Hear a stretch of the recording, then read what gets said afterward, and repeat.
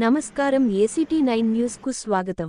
పెద్దపల్లి జిల్లా మంథని మున్సిపల్ పరిధిలోని శ్రీరామ్ నగర్ శ్రీ సీతారామచంద్ర స్వామి దేవాలయంలో శ్రీరామ నవమి సందర్భంగా బుధవారం తెలంగాణ ఐటీ, శాసనసభ వ్యవహారాల శాఖ మంత్రి దుద్దిళ్ల శ్రీధర్ బాబు ప్రత్యేక పూజలు నిర్వహించారు.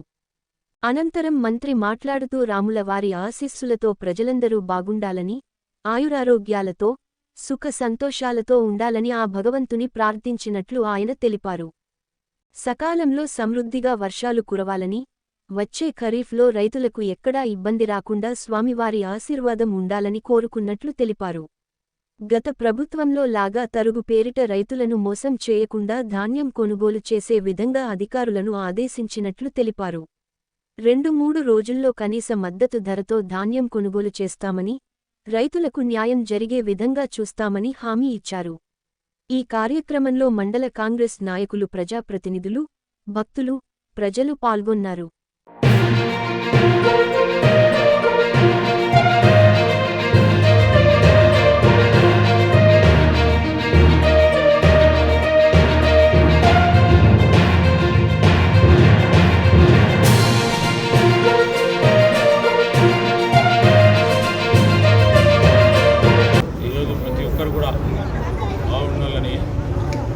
అందరూ కూడా మంచి ఆరోగ్యాలతో, సుఖ సంతోషాలతో, అష్ట ఐశ్వర్యాలతో ఆ భగవంతుడు అందరినీ కూడా చల్లగా చూడాలని భగవంతుని ప్రార్థించడం జరిగింది.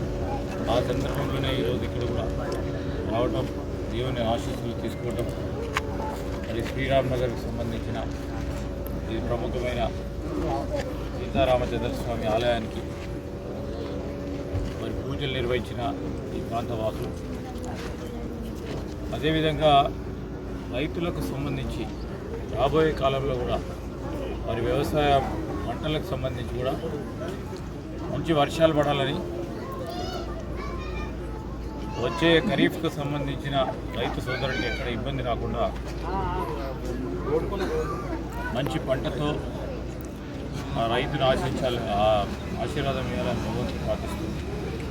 పండించిన ధాన్యానికి మరి ఇప్పుడు పూర్తి స్థాయిలో ఎక్కడ కూడా ఒక గింజ కూడా తరుగు పేరిట గత ప్రభుత్వం చేసినట్టు తరుగు పేరిట మోసం చేయకుండా అన్ని చర్యలు, ఎందుకంటే అక్కడి నుంచి రైస్ మిల్ దగ్గర నుంచి మొదలు పెట్టుకుంటే పర్చేస్ సెంటర్స్ వరకు కూడా ఏ విధంగా కూడా రైతులకు ఇబ్బంది రాకుండా ఒక కార్యాచరణ తీసుకోవాలని జిల్లా యంత్రాంగం సంబంధించి కూడా అప్పుడే ఆదేశించడం జరిగింది. ఇప్పుడు ఇంకో రేపో ఎల్లుండో ఆవలెల్లుండి నుంచి అన్ని కేంద్రాల్లో కూడా వరి ధాన్య కొనుగోలు కేంద్రాలు ఏర్పాటు చేసి కనీస మద్దతు ధరతో రైతులకు న్యాయం చేసే ప్రయత్నం చేయడం జరిగింది.